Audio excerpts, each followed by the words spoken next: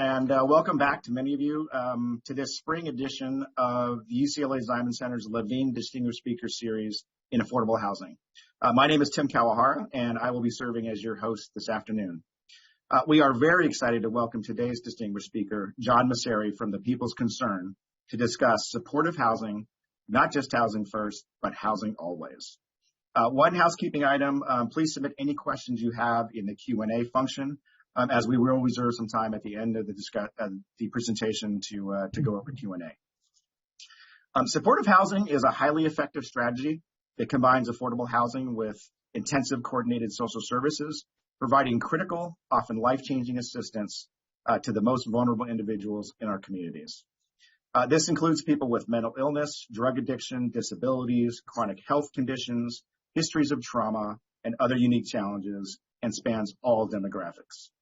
Evidence-based research demonstrates that supportive housing effectively helps people maintain stable housing. It also leads to better health outcomes and successfully interrupts the cycle of chronic homelessness.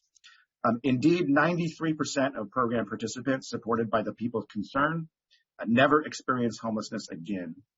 This is a truly remarkable measure of success given the very challenging constituents that they serve. There is some new hope that the ship may begin to turn due to new political will. The City of Los Angeles Mayor Karen Bass has made homelessness her top priority and is implementing an ambitious plan to turn the tide, including an emergency declaration, inside safe program, moving the unhoused from tent cities to hotel rooms to eventually permanent housing, and seeking millions of dollars from the federal, state, and local authorities to address this issue. With that, let me introduce our distinguished speaker this afternoon. John Maceri is the Chief Executive Officer of the People's Concern, one of the largest agencies of its kind in Los Angeles County, with more than 58 years of work in the community. With compassion and profound respect for those that they serve, the People's Concern provides a fully integrated system of care, including outreach, interim housing, mental and medical health care, substance abuse services, domestic violence services, life skills and wellness programs, and permanent supportive housing, tailored to the unique needs of homelessness individuals, survivors of domestic violence, challenged youth, and others who have nowhere else to turn. Under John's leadership, the agency has grown to have an annual operating budget of $67 million, and it employs a staff of over 600, has an active volunteer course of 700, and serves over 12,000 individuals and families every single year. We are also honored that John is a member of the Ziman Center's Affordable Housing Advisory Council, which provides strategic advisory on the center's affordable and permanent supportive housing and community outreach efforts. John is someone who has dedicated his life to serving the unhoused and the most vulnerable populations among us. His work has undoubtedly saved the lives of countless individuals. I personally have deep admiration for John's work and for the humanitarian that John is. John Maceri, welcome. Thank you, Tim. Thank you very much. Thank you for that really nice introduction. And thank you to the Ziman Center for having me today. And I also want to give a shout out to Julie, who's off camera, but who's our tech whiz today and who will be handling the Q&A portion. So it's really a pleasure to be here with you today. As Tim said, the People Concern. Actually, we're celebrating our 60th anniversary this year, so I've been at this a long time, and I've personally been at the agency 24 years. So really honored to be with you here today, and I want to recognize that I know we have a very diverse audience. Some of you are very experienced permanent supportive housing developers and service providers, or both. Some of you may be newer to this work, and some of you may not be familiar with supportive housing at all. So hopefully everyone will walk away with something today. Certainly try to tailor the conversation in that direction. There will be time for Q&A, and I hope this will be a dialogue. I know it's a lot of information coming at you initially, but if you have questions or you'd like to interact, there'll be time at the end for us to do that. So let me just give you a little bit of context and history in terms of how we approach this work, because I think that's important, to understand. So the People Concern was formed 7 years ago in the merger between the Ocean Park Community Center and the LAMP community. So while the People Concern is not 60 years old, OPCC has been doing this work for a very long time. We've been doing permanent supportive housing since 1994. Actually, we were one of the first Shelter Plus Care grantees in LA County. And so kind of going back as we think about PSH, today, in those days, 15 or 20 years ago, it wasn't referred to as permanent supportive housing. We talked about it in terms of special needs housing. And it was, at that time, a fairly small group of affordable housing developers that were developing what became known as permanent supportive housing for very specific populations. So people with mental illness, people who were perhaps experiencing substance addiction, people with developmental disabilities, families, veterans. Those were kind of the primary target populations for special needs housing. And while there was a services component involved, because there was a recognition that there were things that were unique to these individuals or families. If you're building a housing project for families, there are different amenities than if you're building for seniors or if you're building for people with mobility, challenges. But there was not the intentionality that we see today.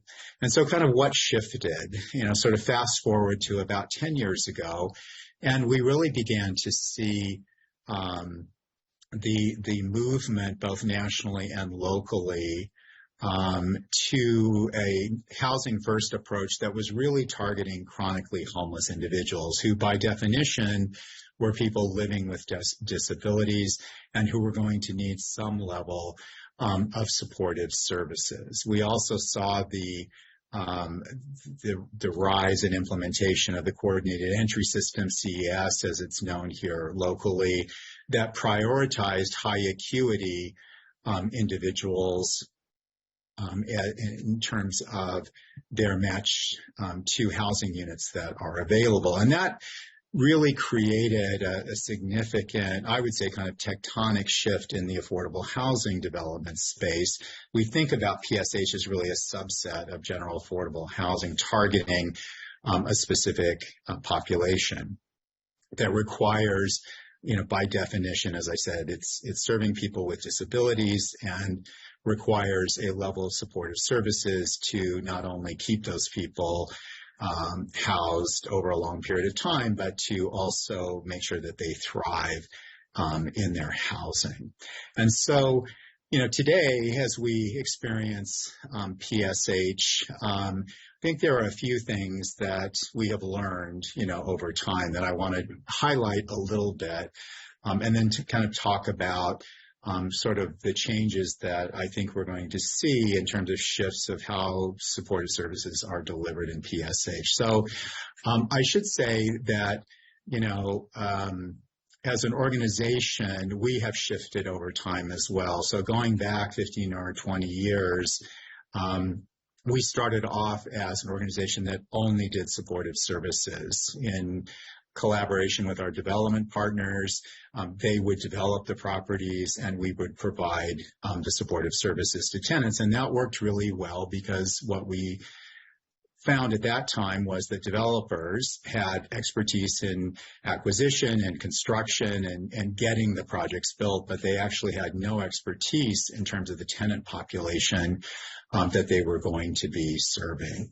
And then over time, in the last 10 years or so, we have become a partner in those developments. And so we have experienced it from both sides, both in terms of an organization that only did supportive services, and now for the last several years have been part of the ownership structure in a lot of these deals. And so there's the asset management piece of it that is also important. And both of those things have always been important.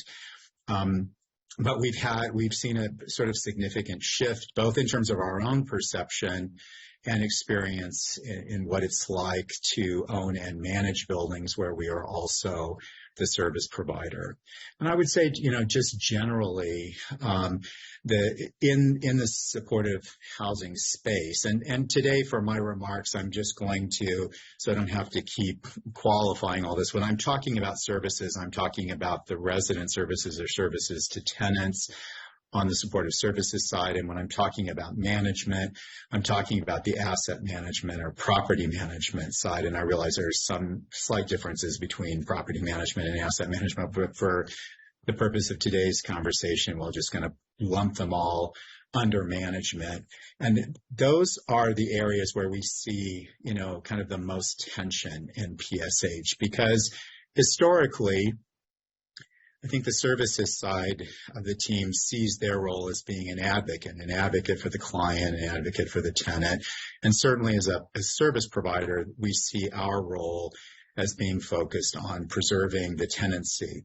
We see eviction as an absolute last resort. It happens occasionally. It should be rare, but it does happen. Sometimes that's the natural consequence of a series of events. If people cannot modify their behavior to maintain their tenancy, then eviction may be inevitable. But we as a service provider are trying to do everything in our power, to avoid that. On the management side, of course, those staff tend to see their orientation as more on the compliance side of the house. And that doesn't, I'm not suggesting in any way that they don't care about the tenants or want to inflict any harm, but their orientation is very much around compliance, making sure that the reports, the regulatory requirements are being met, the rents are being collected. And in the PSH space, it's no different than in the general affordable or even in market rate. All landlords want three things, right? They want their rent paid in full on time every month. They want quiet enjoyment of the property, and they want to make sure that the units aren't damaged. And so the asset management side of the house sees that as their role. And in our experience over many, many years of doing PSH is that's often where the tension is held.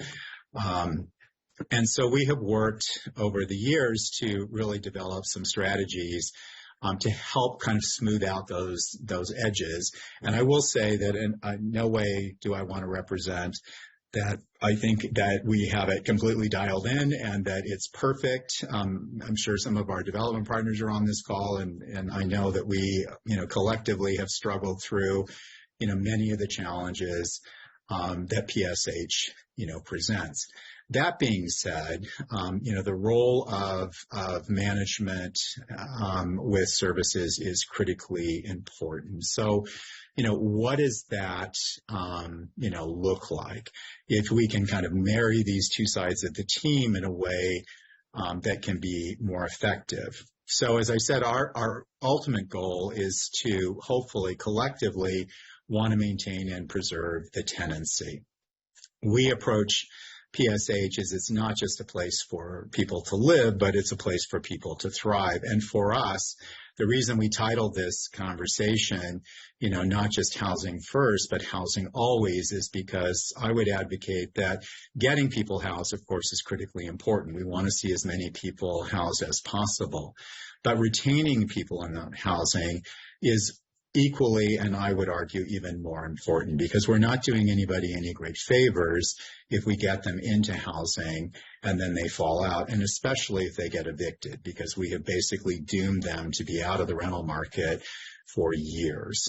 And so how do we, practically speaking, sort of work together on the management side and the services side? And so there are a few things that we have learned along the way that hopefully will be, valuable to you here. The first is that permanent supportive housing, the services piece of it should be integrated from the very beginning. Services are not something that should be an afterthought in PSH.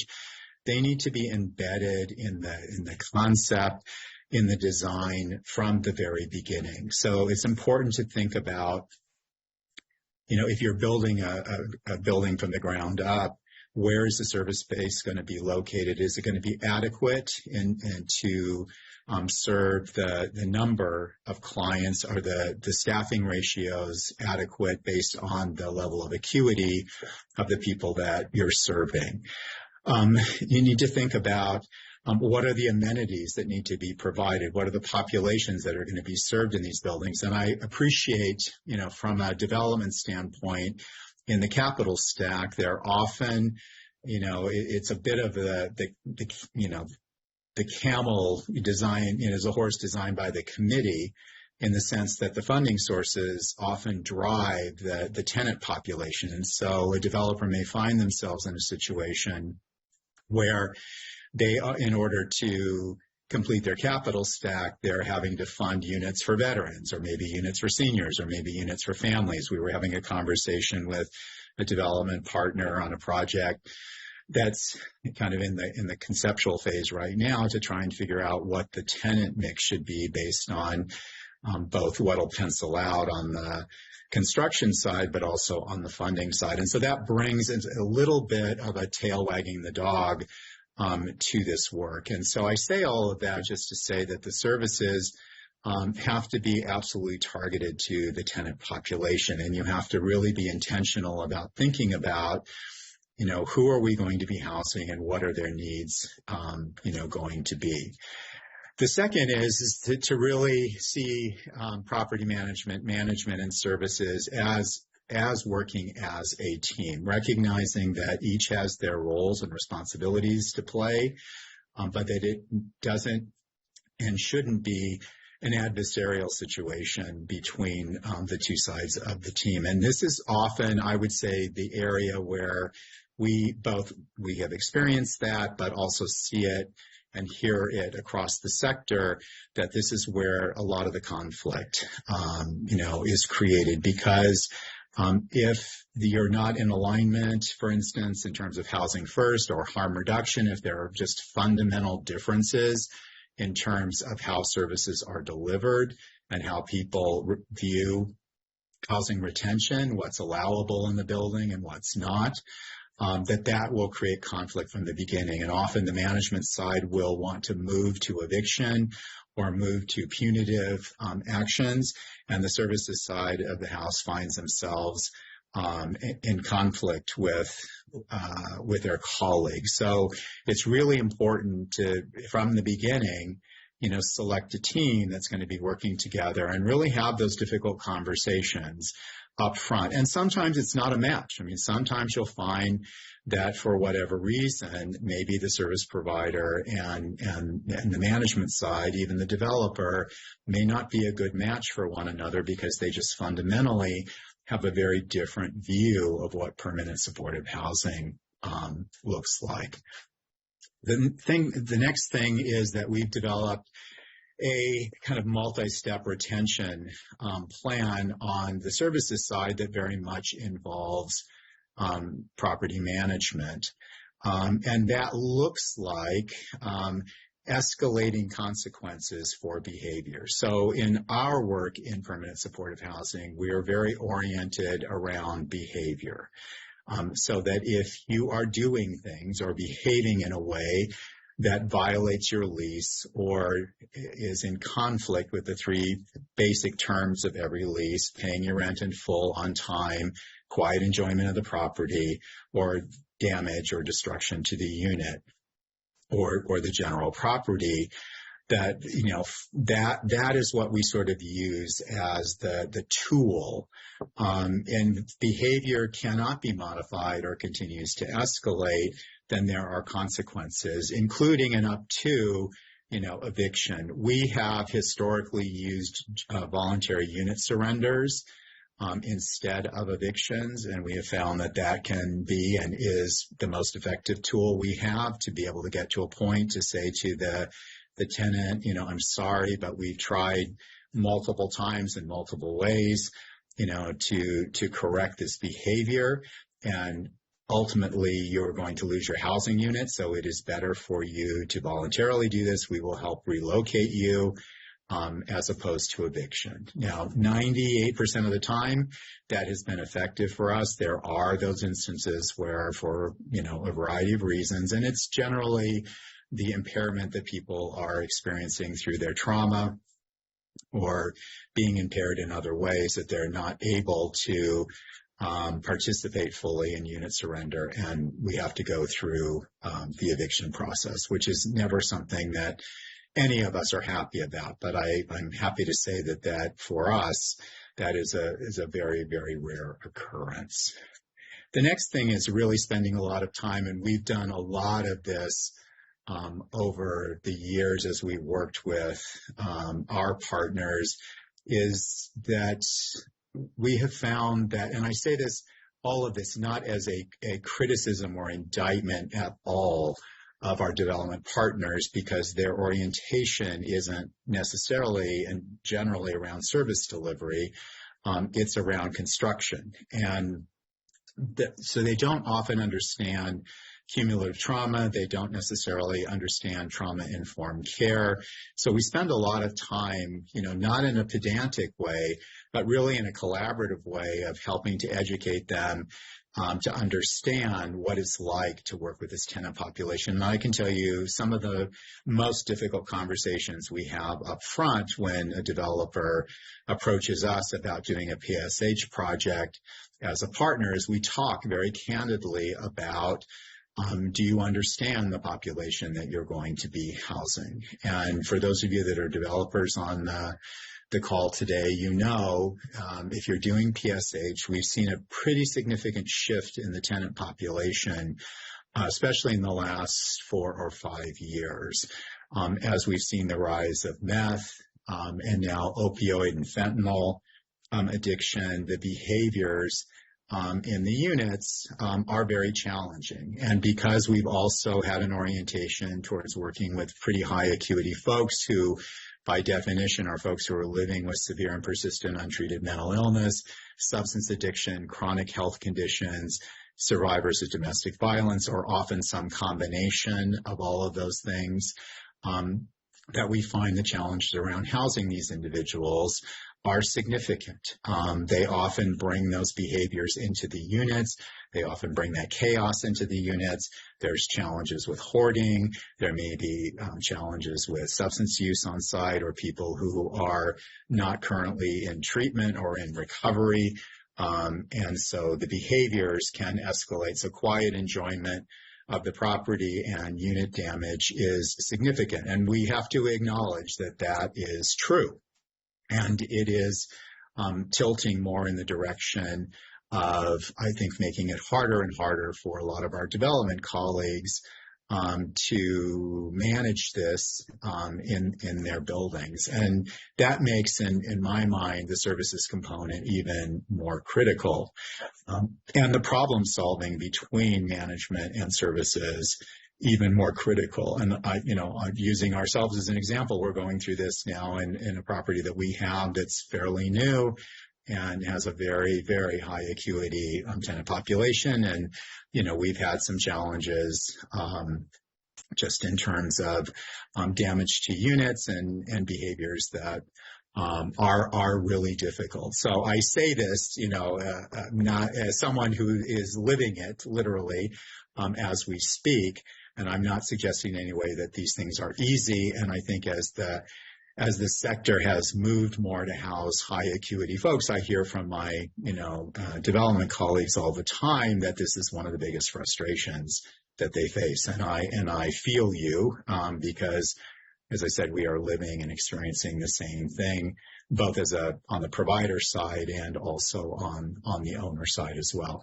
That said, I will say that in spite of all the challenges, one of the things that I think the shift in terms of housing high acuity folks has done is it has created access to people who had historically been screened out of even PSH, certainly general affordable housing, because they were deemed to be bad tenants. They often have poor rental histories, poor credit histories, poor employment histories. And so as a result, those were the folks that were literally dying on the streets without a housing intervention. And so I think what we've seen now is there's a bit of a right sizing I'll talk about in just a few minutes in terms of the coordinated entry system and the level of acuity. in a lot of these new projects. But I say all of that really, just to both keep it real, because I appreciate and understand that there have been significant shifts in the tenant population, and also, to say that it is absolutely possible to house high acuity folks and have stable buildings. And in order, the way to do that really is to facilitate the collaboration and coordination between management and services. So in kind of thinking about, all of this, I think one of the questions, that I get asked a lot is, what do we see in the future in terms of, given all these significant shifts in the tenant population, given the challenges that we see, what is on the horizon? And I think there are a few things that we're going to see another shift in the sector. The first is the changes in the coordinated entry system here in Los Angeles, and those of you that work in the housing field, which is most everybody on this call, know that the city has recently revamped the requirement to significantly lower the number of matches to housing units, and this particularly impacts project-based units to 25% coming from CES, which will give developers a lot more latitude in terms of the tenant population that they have in their buildings. And I think the upside of that will be that there will be more diversity in terms of the tenant mix. There will not be as many high acuity folks concentrated in a building or a couple of buildings.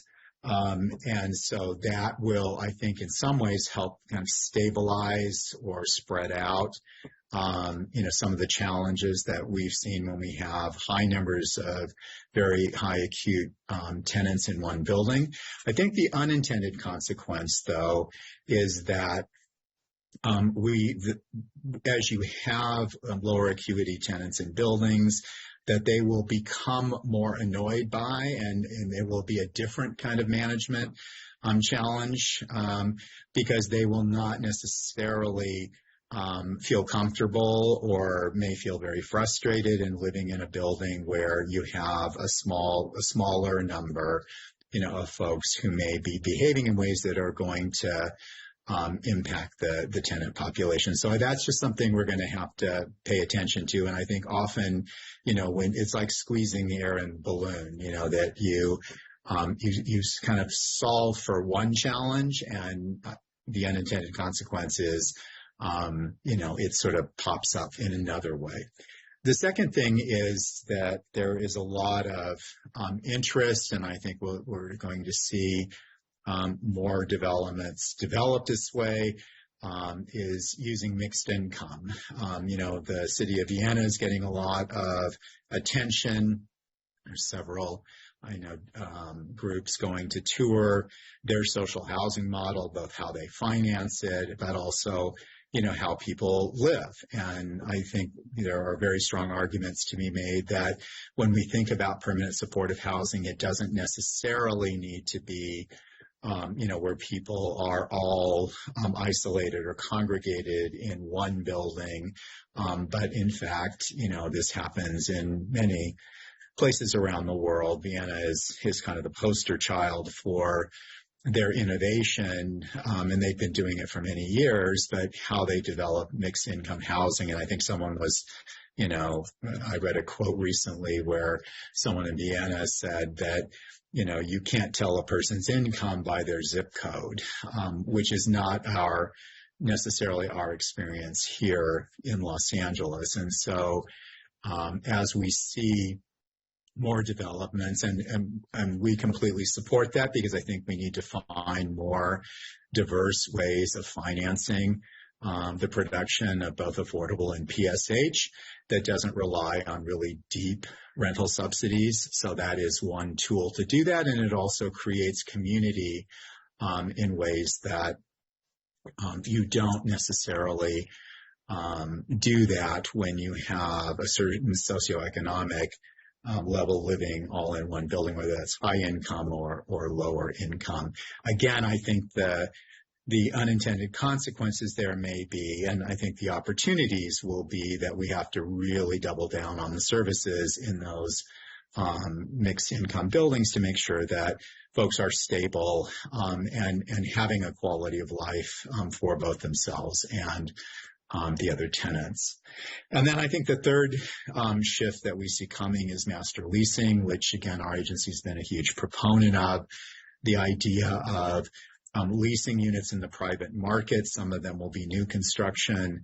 Some of them will be adaptive reuse, but basically where private landlords are using their own capital to make units available. And even in a very tight and expensive real estate market like Los Angeles, we have thousands of units that could be put under contract, for 5 or 10 years with options to renew, and be able to move people indoors more quickly. And I think the upside of that, of course, is you don't have the significant capital outlay on the public side that we do now, that's driving up the cost of producing affordable and PSH units at the level, both at the scale, but also the cost per unit.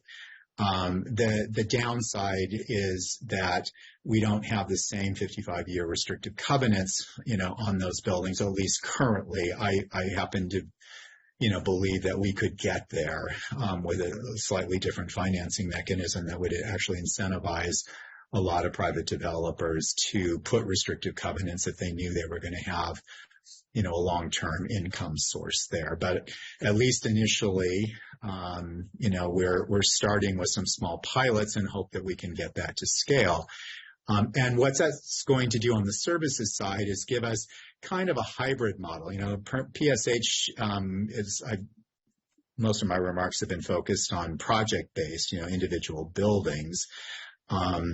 But actually, there's a tremendous amount of scattered site permanent supportive housing. So for the people concerned, we have 300 units of PSH in our portfolio. About 1,000 of them are scattered site, meaning we have units in individual buildings, sometimes a couple of units, sometimes 10 or 15, depending on the landlord that we've worked with, where the services are field-based and provided in the tenant's home. And then about two-thirds, about 2,000 units are in project-based units where the buildings have been built specifically for PSH, where there's services staff space on site. And you get obviously more efficiency in terms of service delivery. But scattered site actually can be very effective. And when we started that at then OPCC, we only did scattered site the first several years because there were very, very few PSH opportunities. Of course, as the funding shifted, as the priorities shifted, over time, we saw more and more project-based opportunities. So master leasing is going to give us an opportunity to do both. There will be some that will be scattered site units in various buildings. There will be some that will be ground up new construction that services space can be built in. So I think that's something that's going to shift again how we think about services. What we're finding now is in the master leasing space is that we're working with developers who traditionally don't come out of the affordable or PSH space. So when we talk about having conversations about, do you understand, the tenants that you're going to be, serving? Do you understand, sort of the challenges with, providing supportive services? They are in many ways not as sophisticated or advanced in their understanding about what PSH is. The upside for them is because of the master lease situation, the service provider sort of steps into that role and has a little bit more control over the property management side of things, working more collaboratively. So in our approach to master leasing, we are selecting property management firms or individuals that we worked with and have a history with and understand this population, and that we have that really good collaborative, team approach that I talked about earlier, so that from the get-go, we don't have sort of the level of conflict that can arise because of folks not understanding who it is that we are really serving. So that's a lot of information coming at you, and I think it might be a good time, Tim and Julie, to stop, and happy to take any questions that folks have. Yeah, thank you, John. Since I last saw everybody, I put on my coat so we would match and look like we were coordinated. Yeah. We do have some questions in the chat, but I just had my own question in terms of a mental acuity assessment. You say you focus on high mental acuity. I assume that's because they have a much greater chance of being helped and staying in housing. How does that assessment work? And unfortunately, what happens to lower acuity folks? Yeah, so right now the system is very much weighted. So historically, and this is a shift that for any service providers on the call are aware of this as well, but historically we've used what's called the BI-SPDAT. It's an assessment tool that scores people based on their level of acuity. And there's lots of factors that go into the score: how long someone's been on the streets, if they mental health, substance addiction, chronic health problems, their gender, their age, all kinds of things that go into the acuity score. And the idea has been historically that based on the acuity score, that those people would get preference then to being matched to available units. There are a couple things that are shifting. The VI-SPDAT is not we're moving away from that as the assessment tool and looking at, because there's some inherent and implicit bias that's been, discovered in that tool. So it's not the only tool that's being used. What happens to the lower acuity folks? That is a great question. And one of I think the push and pulls in our system locally has been that the good news is when you focus on higher acuity folks, those are the people that have historically, as I said earlier, have been screened out of housing as being undesirable, and yet in many ways are the folks that actually need to be indoors. And, getting into a conversation about who's worthy and who's not is always difficult. I would argue that everyone deserves to be housed, and that's a basic human right. And we have tilted and skewed the system, both locally and nationally, towards high acuity folks. That pendulum is swinging a little bit now. As I said, lowering the number of units that have to be matched through CES. So it gives, access to housing to folks who are lower acuity. The other thing is that there are other supports, like time-limited subsidies, for instance, is a local tool that targets folks who are presumed not to be at such high acuity that they will be able to, with a shallow rental subsidy over a period of time, up to 2 years, be able to get their incomes up and be able then to take over paying for the units. And it's mixed success because, frankly, the challenge we have in Los Angeles is we have such a high need for just general affordable housing. And even if people can get their incomes up, they often can't get them up high enough to afford market rate housing, without a subsidy. And so I think to this second part of what happens to, lower acuity folks, as a system, we have to build more capacity, we've worked on the prevention side to keep people from falling into homelessness, which is a good thing. But for the people who don't score really high, they're kind of left in this limbo area, and hence the need for more affordable housing, because not everybody experiencing homelessness needs permanent supportive housing. That's one intervention for a very specific target population. Yeah, why don't we take some questions thank you for that. Why don't we take some questions from the audience? And Adam asked, what kinds of entities typically finance PSH developments on both the debt and the equity side? If you look at, having some familiarity, when you look at the capital stack for an affordable deal, it's super, super wonky. That's what's niche about this type of product. And there's soft funding sources. There's usually low-income housing tax credits or LIHTC. Sometimes you have philanthropic dollars, bond financing, but, and I guess the ongoing challenge is a permanent source of funding too, but maybe you can speak to debt and equity in the business. Yeah, I mean, I think you've identified everything in the capital stack, and every deal looks different. I mean, as I said earlier, some of it is often driven by, as developers are looking for, money to get the project built, will often go to a public funding source that, for instance, housing veterans, or seniors or transition age youth, or pick a special needs population, which, has its benefits in terms of the funding, but has a downside in terms of the compliance side because it restricts those units then to that specific target population.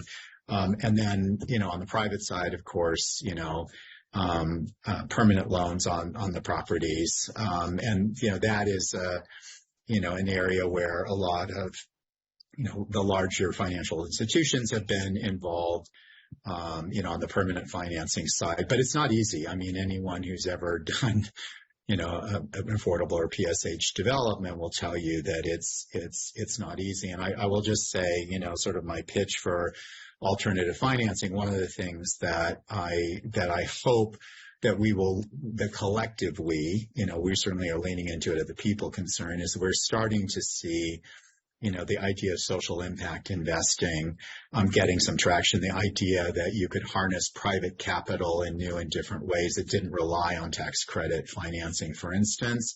What it does mean is that there has to be a predictable, dependable rental source, on the back end.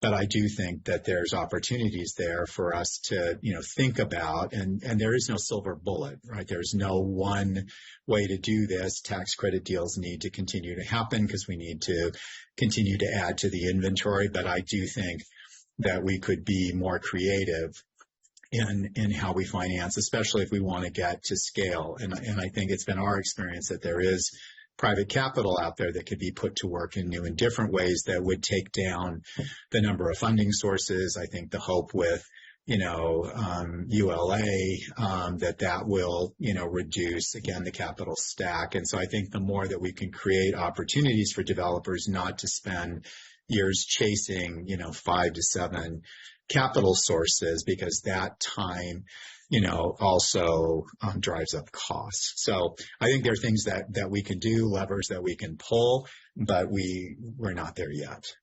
Yeah, I think it's really interesting. I mean, LIHTC and all these sources of funding for affordable are all incredibly valuable, but they're very finite.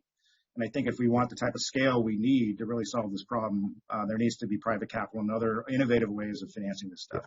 Sue asks, what is the average number of units, occupants you have in your PSH properties? So it really varies. I mean, the sweet spot for new development is usually 45 to 55 units, although in the last couple of years, we're seeing larger developments. I think the largest we have in our portfolio is about 120, and that's pretty large for us, but most are in the 45. Some of the newer units, some of the newer buildings, are coming in at, 60 to 70 units. And we have some, I think our smallest is maybe 35 units, something like that. I guess the occupancy, the number of occupants would have something to do with the type of housing, whether it's family or seniors, or that kind of thing. Generally, most of our PSH are individuals, couples, and we have some family, a small number of family units, but most of ours are singles and couples. Yeah. Okay. Sylvia asks, are there particular design elements of PSH projects, like room amenities, common open space, et cetera, that you can find conductive for maintaining housing? I know that, for example, sometimes affordable housing developers and PHS will have a front desk that always faces the front door so they know who's coming and going. The elevator bank is typically right there too. I know that, for example, on the social service delivery rooms, there needs to be like a back door for counselors to be able to, what are the design elements? Yeah, you've identified some of them. I think, generally the kinds of things we look for is we look for space, as I said earlier, built-in space for resident services on site. So the office space that needs to be private, there needs to be some private office space because we work with a lot of people with mental health challenges. So they're actually doing individual therapy, often with residents, or just places to have confidential conversations as people are sharing personal information. We like a lot of light and open space. So both in terms of the units themselves. If there's outdoor space, there needs to be, space for smoking, because folks don't smoke in their unit, for pets, and for active and passive recreation as well. And obviously, not every site is conducive to, being able to have a tennis court. And I wouldn't recommend that anyway, but that's an extreme example. But, the design always is driven by the site location. But generally, we like to see a community room for gathering. So because part of what we're trying to do is we believe in PSH, you're building a therapeutic community, and that's not to pathologize people in any way. But therapeutic community is, we don't want people just to live and survive. We want them to thrive. And part of the way you do that is try to engage folks in meaningful daily activities, whatever that looks like. For them. So to have community space for people to gather, to have resident and tenant, meetings is important. And then I think just, pleasantly aesthetic, the landscaping is important. Paying attention to, good design, when you think about it, it has an impact in, the quality of life for all of us. So those are the kinds. And then, safety issues, we want to see the services space up in the front of the building so that, we can see sort of who's coming and going, and also so it's easily accessible. So if you have a multi-story building, putting the services on the top floor is not good for people with mobility issues. And also it feels more accessible, that the services staff are there and available, to the tenant. So that at a high level, those are generally the things that we would be looking for. Yeah, and I think security is a big issue too. I've seen things where entrance to the building and even individual units is done through key fobs, so you can really keep track of who's coming and going in the building. George, this is a huge question, and George asked, how do you deal with NIMBYism? Yeah. And it's very difficult to build anything in LA, really, no matter whether it's market rate or affordable. But I guess when neighborhoods, when they hear that an affordable housing unit of formerly unhoused people are going to be moving into the neighborhood, what sort of mitigation do you do? Do you do community outreach? How do you overcome that? Yeah, no, that's a great question. And it's probably one of the biggest barriers besides finding, buildable sites is getting over neighborhood resistance. So I think there are a few things, and I'll give you my what we do, and then I'll put on my other hat and tell you what I think we should be doing. Because I think in a lot of ways we've trained the NIMBYs, in a kind of Pavlovian way. So, traditionally what happens, and this is pretty consistent no matter where you're building the project, is the electeds will want you to go out to the, community, the neighborhood groups, and present the project. In fact, we're going through that with, one now out in the East San Gabriel Valley where there's a, huge uproar. And a lot of it, I will say, is, sort of the typical. Sometimes it's more blatant than others. Sometimes people just, say outright, we don't want those people here. We don't want you here. The typical objections are it's going to destroy my property values. It's not safe. People are going to be loitering. The fact of the matter is that you can do a tour anywhere in the city or county, and affordable and PSH units are usually the most beautifully designed, well-maintained buildings for all kinds of reasons, because the owners, developers have a vested interest in maintaining nice buildings. And because we actually all want to be good neighbors. And so a lot of the outreach is really trying to answer to the best of your ability, people's objection that they raise. And the same thing comes up over and over. I mean, we've done, dozens and dozens of developments over my time here, and it's often it's the same objections, just a different place. And then sometimes it's wrapped in a little bit more innocuous of, I'm all for housing homeless people, but and then you get the litany of it's too close to a school, it's too close to Starbucks, it's too close to my house, it's too close to whatever. So that's how we have historically overcome that, and that has been the experience of anybody who's ever developed a project. What I think we should be doing, I will say, is that most of these projects can be built by right.